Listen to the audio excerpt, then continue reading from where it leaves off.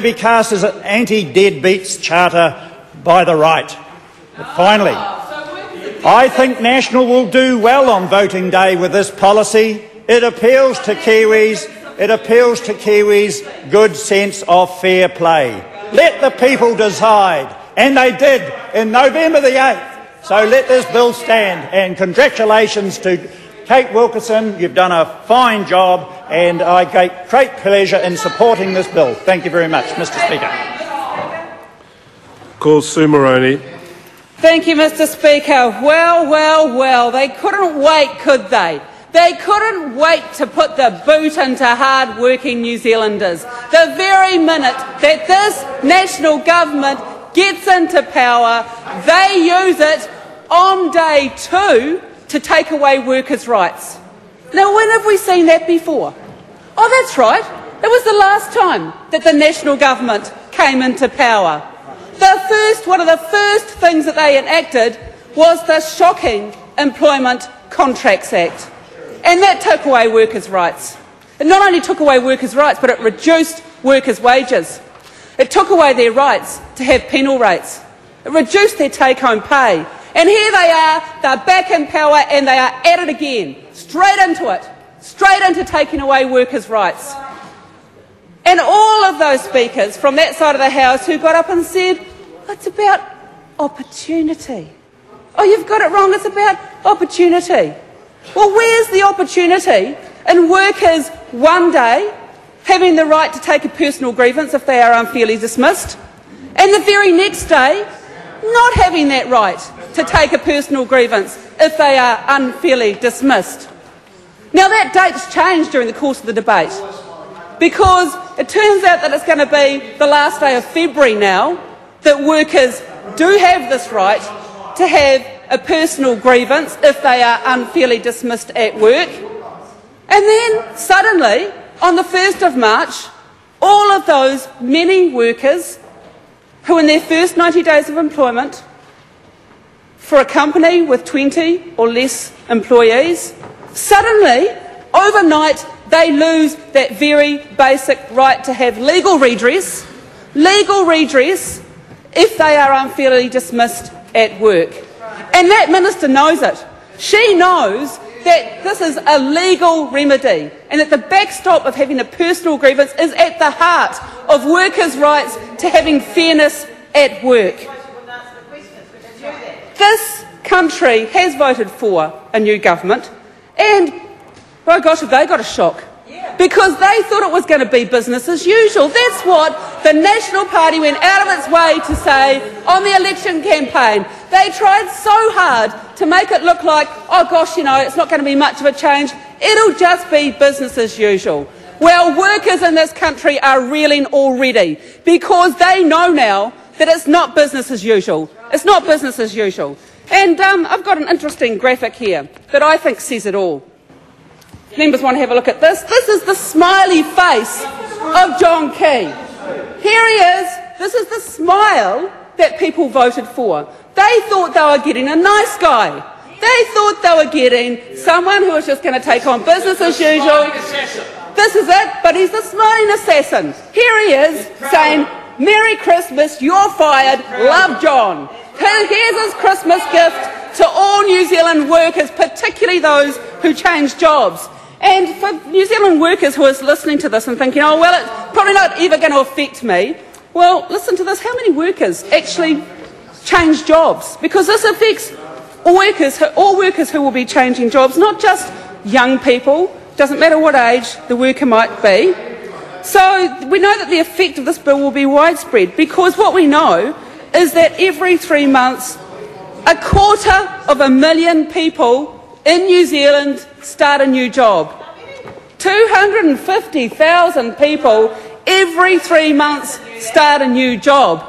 And because we know that 96% of New Zealand companies employ 20 or fewer employees, we know how widespread the people who are going to be exposed to this unfairness at work.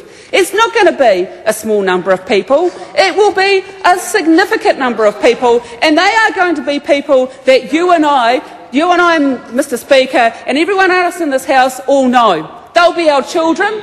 They will be our brothers and sisters.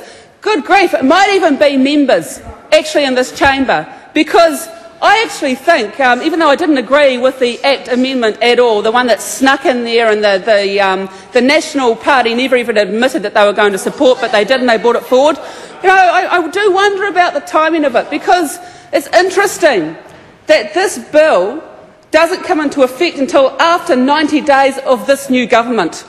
And I think that's quite deliberate, because I think if it came in within the 90 days of this new government, that they might be up. They might be up for their jobs, that the New Zealand public would be saying, good grief, what have we done?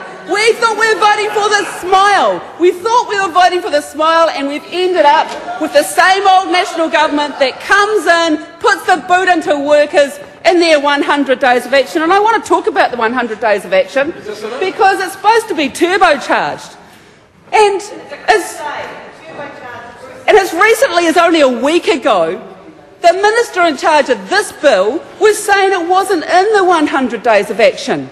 So clearly, they have already run out of ideas for their 100 days of action, and they're pulling every other bill in that they can literally think of. That's what's going on here. They are already on day 2 of business in this House, have run out of turbocharged ideas for their 100 days of action.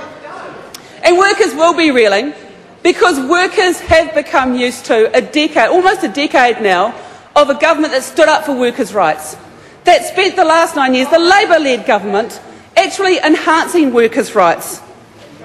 It was the Labour-led government that introduced the idea of good faith into our employment legislation, and it was the Labour-led government that ensured that all workers in this country are entitled to a 4th week of annual leave. And it was the Labour-led government that introduced paid parental leave. And what a difference that's made for many New Zealand families. It'll be interesting to see what that new minister, does about paid parental leave, because I haven't heard her say anything positive about it at this stage, and she seemed to not react too well to hearing that the Labour-led government actually introduced paid parental leave. So it'll be very interesting to see what she's going to do in that regard. And it was the Labour-led government that introduced legislation by in fact amending this same Act of Parliament to ensure that vulnerable workers had their rights protected if their jobs were sold, if their jobs were contracted out. And it was the Labour-led government that ensured that all workers had the right to bargain collectively. It was the Labour-led government who ensured that workers who work on statutory holidays actually get paid time and a half, get paid decent wages when they are required to work on statutory holidays. Breastfeeding breaks, meal breaks and rest periods, you name it, all of these things were enhancements to workers' rights, enhancements to family life, enhancements to workers, to fairness at work. So it's no wonder that New Zealand workers thought, well, gosh, it sounds quite good really, doesn't it? This business as usual, let's have a change, but it's going to be business as usual. Well, what a rude shock they've got already. What a rude shock, because for the first time in almost a decade, there is legislation before this House that is reducing workers' rights. And that has not happened for almost a decade. The last time it happened was the last time the national government had the Treasury benches, and it's happening all over again. Well, here we go. And New Zealand workers need to start learning to stand up for their rights again, because they are under attack, and they are under attack from day one from this national government. And they're under attack in a way where the national government didn't even want other organisations, any members of the public, coming and telling them what they thought about this attack on workers' rights. Because they've rushed this through.